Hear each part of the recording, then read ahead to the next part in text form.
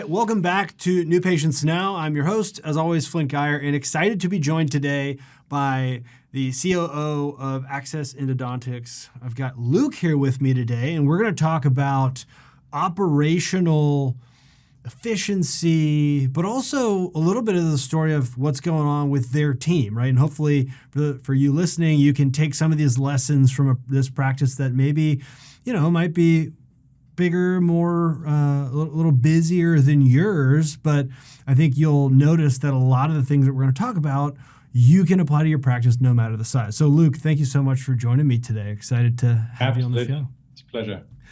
Fantastic. Well, hey, obviously I gave you a very brief intro, but do a quick intro for yourself. So obviously, who are you? How long you've been working at the practice, and how'd you wind up running operations for a busy endodontic practice? Absolutely. So yeah, my name is Luke, and of course, the first thing that most people notice about me is my accent. So I always tease and say, I'm South African, but people often confuse us with the Australians, and always tease a little bit and say you can tell the difference between an Australian and a South African. So South African has just a little bit more class. So we've triggered all the Australians there, and slightly better at rugby. So that's what our claim to fame. But other than that, of course, I've been working with Access Endodontics for the past year and a half. Before that, I was working in healthcare administration for congregate facilities as well as home health and hospice. I've always had a passion for healthcare, but particularly healthcare admin, because I know that there often is a little bit of tension between the clinical side of things and admin. And what really precipitated me coming out to Maine specifically to work with Access Endodontics is they were just very aligned in my personal philosophy about putting a patient first, but making sure the business principles underlying are in support of that goal. So I just thought it was an easy move for me. Grew up in Southern California, and even though it was on the other side of the coast, it was probably the easiest and also at the same time the hardest decision I made, but I've enjoyed every minute since making that move. Love that. Okay. And I want to dive into some of that because I think it's it's an area that obviously we're very much, we're huge fans of, and is a big part of what we want to talk about today, of that connectivity of, hey, you can have a thriving, successful practice that puts the patient first and still do really excellent clinical work, right? So I think that's kind of what you're describing. So I love that. All right, awesome. So you said you grew up in California. So at what point, because I know that accent's not from California. So at what point did you move to California? So I moved to California in the late 90s with my family. Okay. So the accent stuck because I was homeschooled originally. So that's why I still have it. But yeah, South Africa, was born in Johannesburg. And then I moved to Southern California and grew up there in a hospital town in Lovelomlinda, which you may be familiar with. It's sort of like an hour east of LA and an hour west of Palm Springs. So just smack dab in the Inland Empire. Yeah. Hey, sounds like a good spot to be. And then Maine, right? So Maine is on my list of places that I have not been, but every person I know who has been to Maine is like, Maine is awesome and you have to go. Oh, yes. So I assume you'd say the same. 100% agree. I think Maine is sort of a forgotten gem, and Mainers can be very protective of New England, and particularly Maine for understandable reasons. So we're just a treasure of the New England area, and again, it's just got a fantastic quality of life. I know people sometimes can be a little bit concerned with the winter, but I found, saying this as a California boy, it is definitely winters are longer and are real winters. But the change of seasons more than compensate for it. The autumn's just amazing. The summers they don't call it vacation land for nothing. So it's really just a wonderful place. That's awesome. As well as from a clinical standpoint, there are just so many opportunities from all sorts of healthcare professionals, not least of which dental. Love it. Okay. Yeah, that's funny. I like that. So protective of the Mainers. So basically, it's a great place for you guys to come visit, but don't stay too long. we would never say that. And particularly with my accent, I would never say that. but don't change it. Yeah. Maybe that's more. Come and visit, enjoy it, participate in the culture. Yeah. Wonderful. I love it. Well, awesome. So you've been working in the practice for almost a year and a half now. So you said coming up in May, and right the genesis, rather, of our conversation is your team won our Beat the Baseline contest a couple months ago. So for, I believe, either January or February, um, Yes. because you guys have a monthly goal of somewhere in the 290s, I want to say, new patients Yes, per yes, month. in that vicinity. And I'll actually explain a little bit about that because I think it'll be rather interesting for Yeah. the conversation. Is that so basically it was a surprise because we received this big cardboard box delivered to our office and everybody was a little nervous to open it because we didn't know who had ordered it. Turned out it was a massive sort of congratulations from the Scheduling Institute that we had won this competition. And for us, we're like, man, were we even in this competition? How did we win? So we did a little bit of immediate fact checking. I know Dr. Sprague called the office just to make sure is this genuine, legitimate. That's And what awesome. I found funny about that is that what we have those goals, but how we've been approaching our sort of growth is that we've used like new patients as more of an indicator of how things are going. That's not been the focus per se. Our focus has been, particularly as a specialty office, most of our patients are new. Right. We don't see have a lot of frequent flyers, getting root canals and related procedures, which is great for them. But what we've really been focusing on is how do we manage the schedule that we have to remove barriers for patients wanting to Yeah. see our office. And of course, PGI Scheduling Institute has been massive to help get that culture right. So again, it was an amazing just confirmation of what we've been doing with our schedule to have win and actually beat that baseline because that wasn't our focus. Our focus has been just removing barriers for our patients and streamlining our operations that we can be nimble to what the patients need. Yeah. I think that's actually such an important point, right? So oftentimes, especially when it comes with specialist practices, right? It's like, well, number one,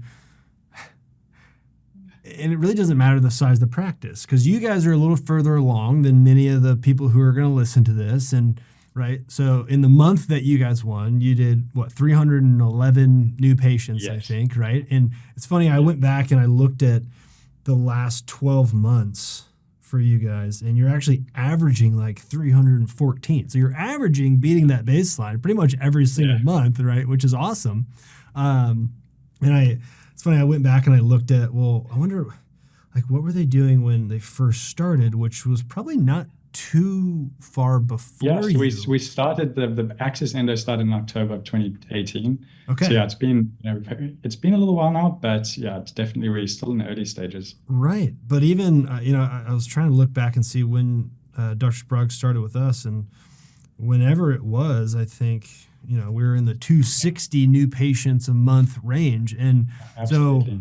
obviously, a lot of that work, because you're right, most of those patients are new, right?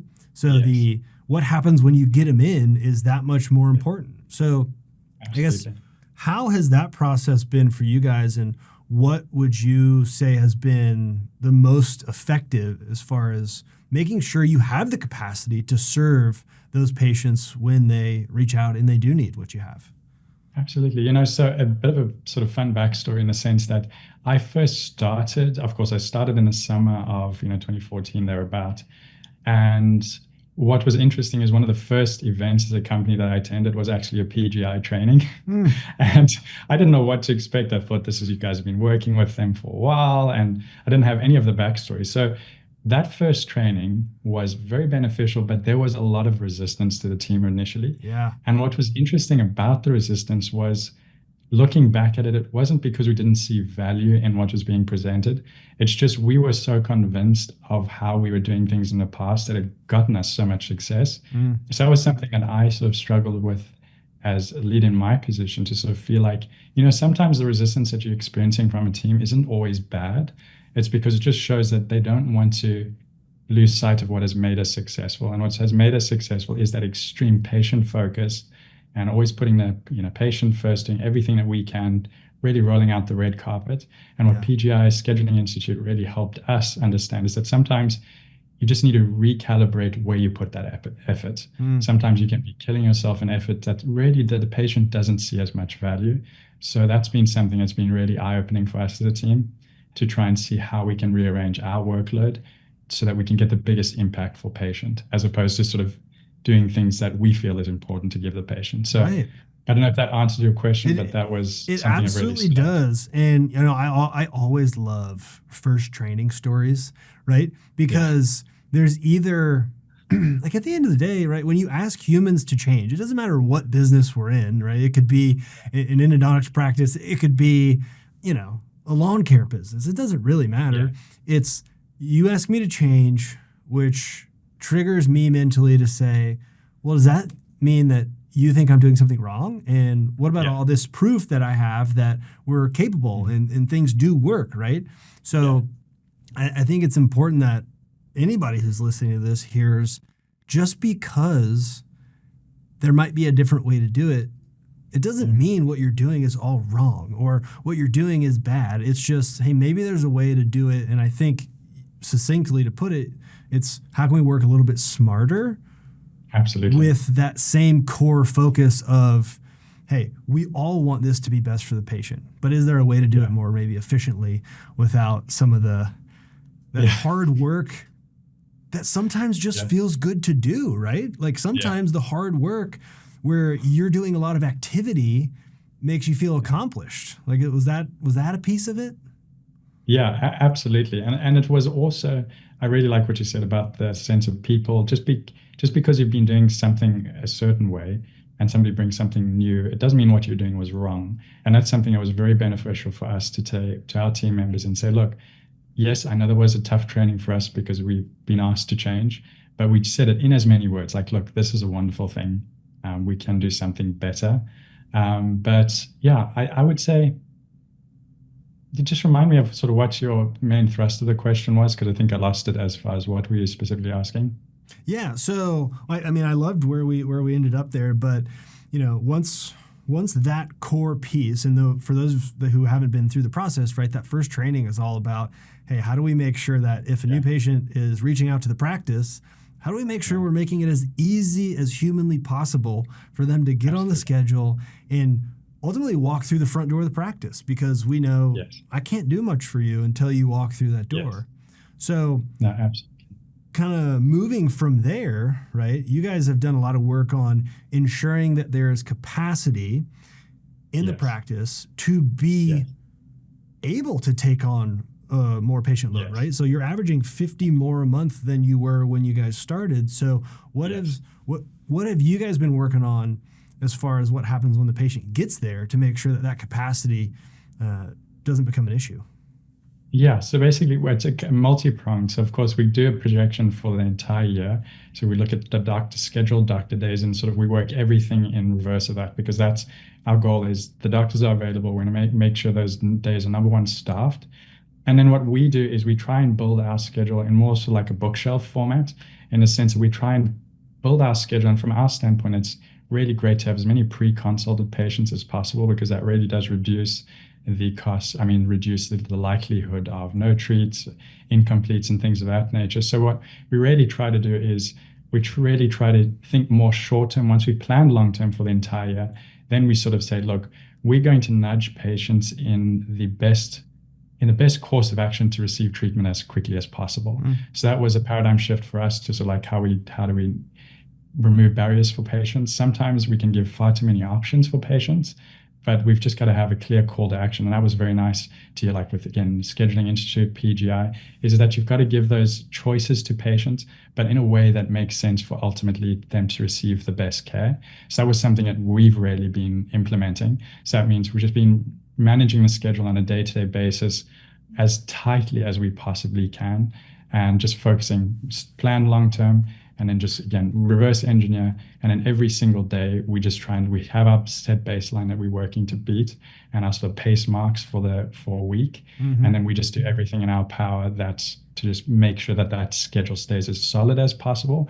And then also we have internal commitments to each other because there's always a little bit of friction between the clinical and the front office team. Yeah. So what we've tried to do is sometimes we'll have gaps in our schedule. Let's just say we have a patient that comes in for a full treatment appointment, and let's just say whatever changes, it's a no treat or an incomplete, then our commitment to the team is depending on the circumstances of that case. I won't bore you with all the details. We say that, hey, we're not going to call another patient up because that was time we already budgeted. And our philosophy is that we want to make sure that our schedule is as smooth as possible and to avoid as much reactivity as possible. And we've really been working on that this past quarter pretty strongly. And that has been showing tremendous benefits, been great for the patient. And we have, of course, there's always ups and downs with teams, but we are definitely moving in the right direction there. So a lot of information, but it's really been something that no, we've been that's working great. with. And hey, for the person listening to this, that's the stuff that they're like, yes, Yeah. this is what I'm looking for. This is the thing, right? Yeah. So I'm hearing a few things, right? So number one is you have these almost guardrails or guiding posts of, hey, this is where we want to be at the end of the year or 3 years down the line, right? And that's informing those shorter term, all right, well, what does that tactically mean, right? And then you bring up something that I'd love to get your thoughts and maybe insight on, because it comes up so much. That connection or lack thereof in some places between the administrative team and the clinical team, right? So what are some of the obstacles that you've seen in the time that you've been there, and how have you guys addressed some of those? Yeah, I will just, again, full disclosure, it's always a work in progress because there's always room for improvement. But things that disclaimer for anybody, right? Disclaimer. Nobody I is personally, I worked in a perfect law at firm all as of well, like this. one of my first jobs. So yeah, nobody's perfect with any of this, right? So No. if you're listening, you're like, I don't have any of these problems. Well, I can promise you, you do. You're just not paying enough attention, right? No, So absolutely. no, but love it. Sorry, go ahead. No worries. So the biggest thing that we've really tried to do is just, again, we've emphasized on our last quarterly meeting, we had a few things. Number one was communication, communication, communication. Then we had that idea of trust. And then the final thing was the chill factor. So the communication, communication, communication was that whole idea of like, look, it all boils down to communicating. I can't do anything for the team unless there's been a need clearly communicated. My personal philosophy is if I haven't heard a complaint, it's like it didn't happen. You've got to speak, clearly voice your opinion, clearly voice your complaint, clearly voice your recommendation for improvement. It's all on the table, but that has to be clear. And that whole idea of trust is that you just have to try and cultivate as a team, particularly with the clinical team, as well as the front office team, is that when you see something on the schedule that may not make sense, the default has got to be trust. To know that, look, our team is a great team, and that patient's on the schedule for a specific reason. There may be certain things that don't make sense for me from a clinical standpoint or for front office standpoint, but let's just start with the default of trust. And then doesn't mean we rubber stamp everything, but then let's go ahead and communicate, see, okay, why was this happening, and get more information. And the final thing is like the chill factor that we've been trying to emphasize is that fortunately in dentistry, the stakes are high, but we're not dealing with critically ill patients. Right. So it's that whole sense that we're in such a privileged position that we can relieve pain, but we can do it. There's a chill factor to it that we can just try and we can come to work. Yeah. Yes, we can want to do our very best, but let's just not forget that there are bigger things in life, but we give our very best to our patients. So that's been some of the principles that we've been establishing. But on a more practical level, we've just really been trying to uphold our commitments from a scheduling standpoint, where the clinical team knows that we're not going to be pulling people, just throwing people on the schedule. We're going to be doing things very deliberately in the best interest of the patient.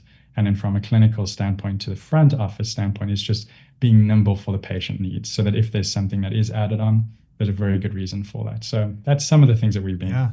No, I love that. So, okay, communication. So if you're listening to this and you think, well, the front and the back, I just wish they would have a better system together. Like literally, it is so true.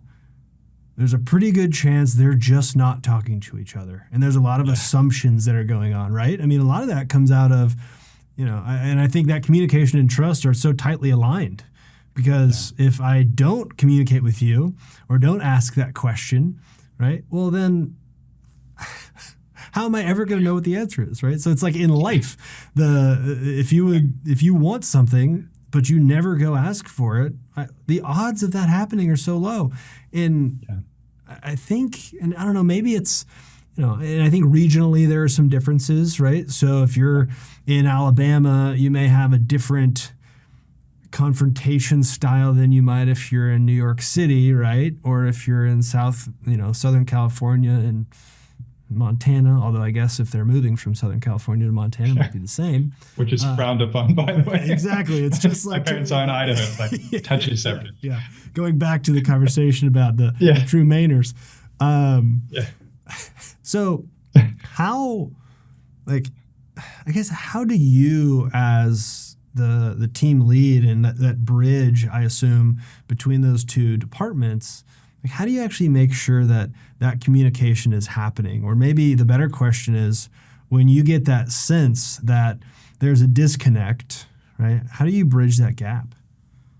And so we're in the thick of some of those type of questions ourselves now. So Yeah. the biggest thing is that what we've been looking at is to figure out, look, a lot of the problems that a lot of the issues that you see are more often than not symptoms. So we've been through a stage like, okay, what is the underlying issue here? Mm. Because there've been meetings that you've probably experienced this in your own situation, people watching as well in their own practices, where you're going to meeting and people may not be as happy, and you're sort of figuring out like what is the issue, and there seems to be a lot of little issues but Yeah. nowhere near the feelings that are being expressed. So that's what we've been looking at, to sort of like see, okay, what is the underlying issue? So part of the thing is for us to, as I said, your question, to be like, for me personally as a lead, how do we make that bridge? Is the biggest thing is to sort of see it, are there structural changes that need to be made? Mm. Because sometimes there are consistent issues that you're going to be facing and you'll just be dealing with symptoms all day long. Right. So what we're looking at is seeing, okay, maybe there's some structural things that we can change to allow the team to run more smoothly. So that's been something that's been most pressing for us at the moment, is to look at those things, because I think there've been a number of issues that have come up I think that's that so have been more important. structurally related. Well, because it's so easy to just jump to what happened right there, right then, right? Yeah, When, I totally agree. I think many times you got to peel back a few layers to really figure out why that's wrong. And you're totally right. I mean, we go through this all the time, right? It's like, and I'm challenged with it because the longer the downside is, well, one of them, the longer you allow the symptoms to irritate you, but you don't try and address them, yeah, well, all of a sudden, then you actually get sick, right? And depending on how you operate and your personality and how that bubbles to the surface, right? It can be ugly. So that's really what we're trying to avoid. So I think that's great. absolutely. And then I will say at this point in time, I'll give a little bit of plug to the Scheduling Institute and PGI, is that's also something that's been incredibly valuable. If, again, people that are maybe on the fence of whether to decide to get a consultant or not, to have this coaching, is that when you're in the thick of it, you can become nose blind to certain issues. And sometimes it really just takes that third party just to be a fly on the wall, to give you those things that are so obvious at times. And that's really been also very beneficial when PGIs come to the office, or that's really helpful to get that outside look. And again, you guys have such a broad experience with so many different practices that we're not all alone in issues that we face. Right. And that's very comforting to know. Totally, right? I mean, and that's why I think it's so important to share some of the stories, because while every practice is unique, many of the problems, because at the end of the day, you're a people business dealing with people, and you happen to help people with their teeth, right? So a lot of those core issues and things are gonna be pretty universal, right? Even though a practice in Maine may think they have very different problems than a practice in Alabama, right? They still have humans, and we all kind of have the same list of questionable tendencies, right? So it's how to navigate that. I think that's so important. So communication and trust, right? And I think you alluded to kind of like yes, I want to trust, but I also want to verify, right? So it's trust, but verify, and make sure that while we're going to give our fellow team members the benefit of the doubt, right? That doesn't mean we blindly trust, right? And I think that's huge. And talk to me about the chill factor, because I love that. And I think it is something, because I have to assume there was a whole process that led you guys to saying, you know what, we're going to call this the chill factor, right? Yeah. So I guess maybe take me back to what was happening before that made you all think it was important enough to have one of those three pillars be that chill factor.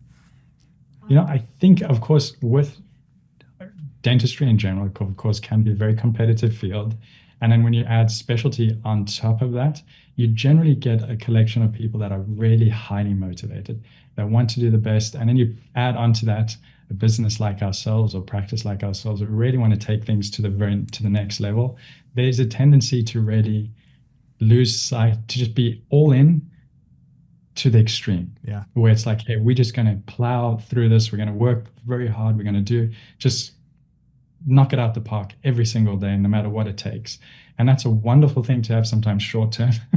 And then, as you probably have experienced yourself, it's easily can burn out your team and just burn out in on a personal level. Yeah. So the chill factor is being like, look, we're in a highly competitive environment, or at least we've had to be competitive to where we have gotten. Mm-hmm. But that doesn't mean that we should become very angsty and sort of all knotted up inside.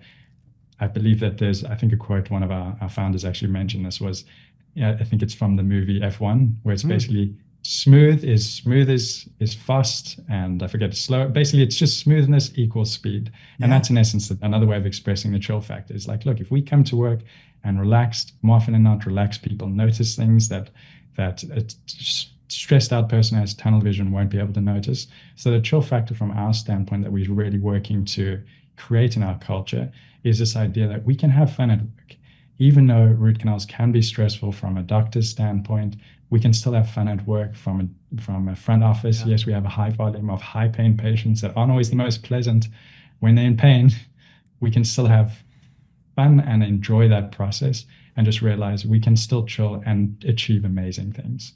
So that's a little bit of the philosophical behind the scenes. I love that, right? And not to get too deep into like the psychology of it, right? But it's that, the episode that's going to come out right before this, that I actually just did before we jumped on, was talking about that connection of like how you show up and how that impacts the people around you, right? So a lot of people that listen are obviously doctors who have practices or, team leads like yourself.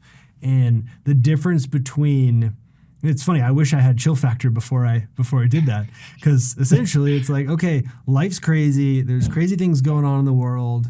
Maybe the dog got sick before you left the house, and who knows, you were scrolling social media and you saw something negative, right? And then I walk into the office, and then that's what's on my mind. And my, psychologically, your walls go up, your barriers go up, and that like bleeds onto the patient, right? If we're not careful. And so I think the chill factor is a great way to just kind of center yourself and remember, if you would like calm, respectful, and pleasant patients, you got to have a calm, respectful, and pleasant team.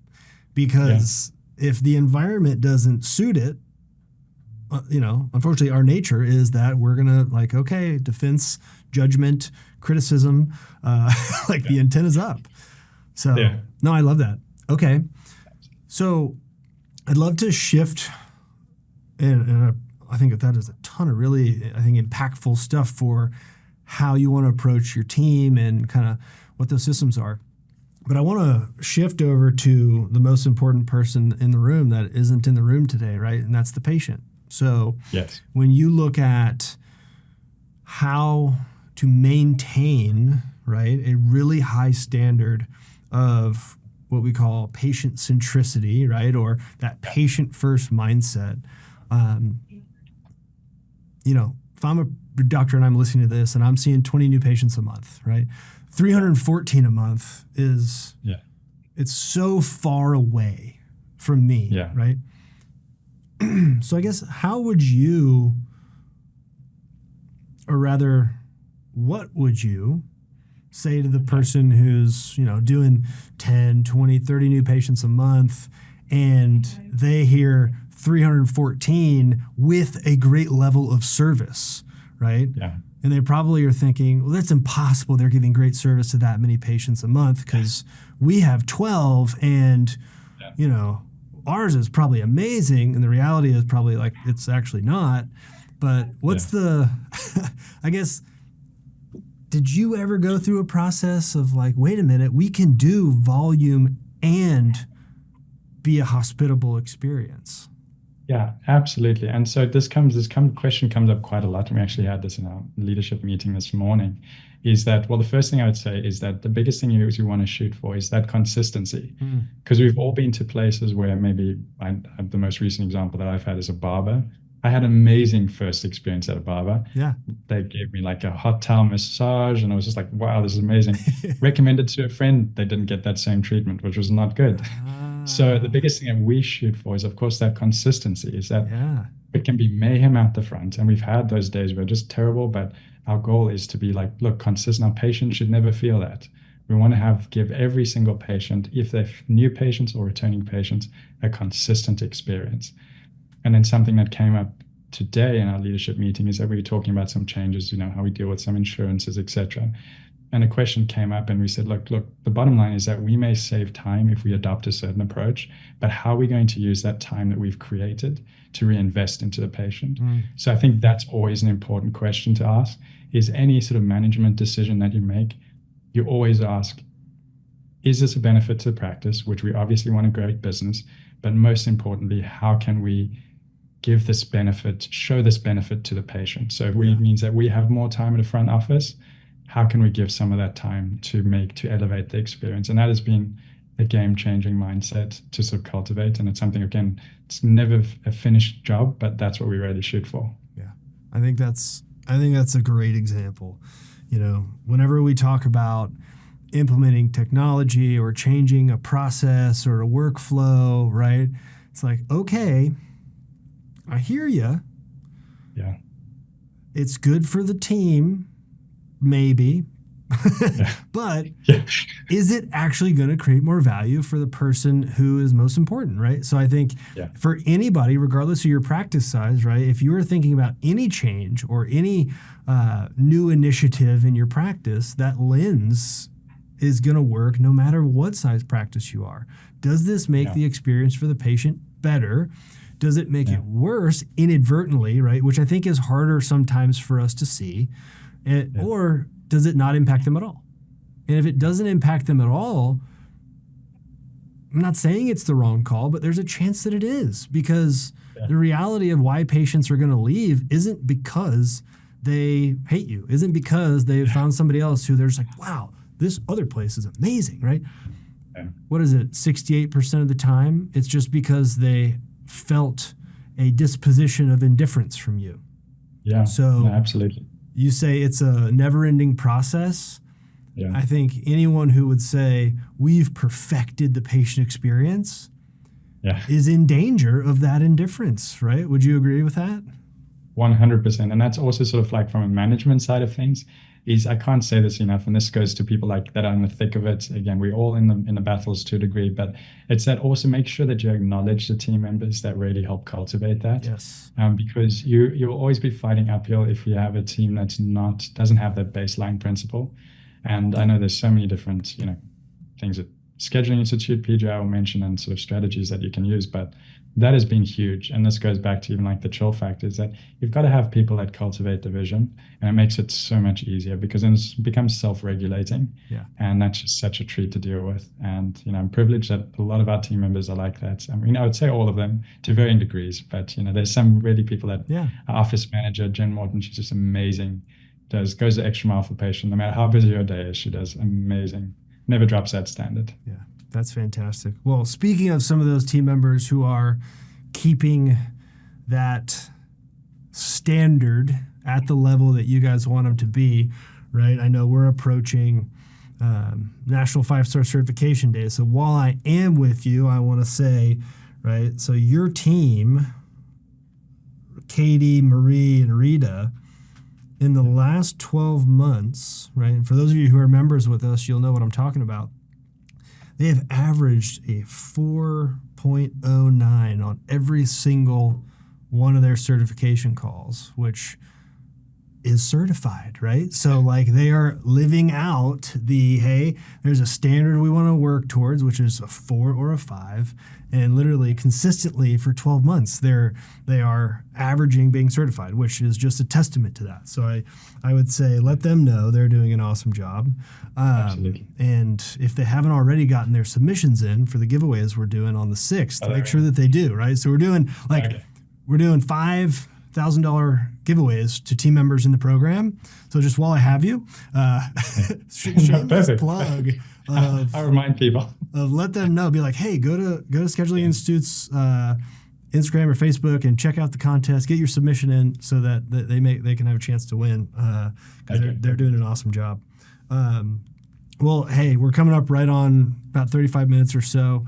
Is there any final piece of either advice or something to someone who's listening who maybe is hearing all of this and they think, hey, that sounds great and, good for you and your nice big practice in Maine where it's beautiful and you have all the seasons. Like, what's one thing that you think somebody, regardless of practice size, can do to work to elevating the standard and how they see a patient? Yeah, the first thing that comes to mind is I'd say, success isn't linear. And sometimes we have a impression that people have it together. When you're looking from the outside, it's like, oh, I could never become that massive practice, or I could never reach that level. And I just want to say that if you're looking up at us, just realize that we deal with the same problems, maybe at a different scale.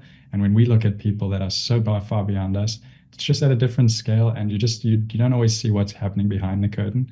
So my fundamental advice would be, no matter where you are currently, is that we all want that success to be just one step in front of another, higher and higher and higher. But some days you'll take a step backwards, and as long as you keep getting up and just commit that, we're gonna make the best of the situation, improvement will come. So just basically don't get discouraged.